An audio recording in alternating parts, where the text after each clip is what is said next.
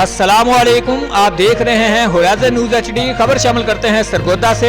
Deputy commissioner Sargodha Mohammad Asghar Joya की खसूसी हिदायत पर chief officer municipal corporation Sargodha Khaliqdad Gara ने म्यूनसिपल कारपोरेशन के लिफ्टर को सैटेलाइट टाउन चौक मुबारक अस्पताल मुनीर अस्पताल मुश्ताक कलर लैब के करीब ड्यूटी पे लगा दिया। सर्विस रोड पर गाड़ी पार्क करने वालों की गाड़ी को लिफ्टर की मदद से उठा लिया जाए और भारी जुर्माना या गाड़ी को 2 दिन बंद रखा जाएगा। सर्विस रोड पर पार्किंग किसी सूरत बर्दाश्त नहीं की जाएगी। सर्विस रोड को ब्लॉक रखने और गाड़ी या मोटरसाइकिल पार्क करने वालों को भारी जुर्माने किए जाए। रिपोर्ट मोहम्मद हमार रजा, इंचार्ज मंदगान, होराइज़न न्यूज़ HD।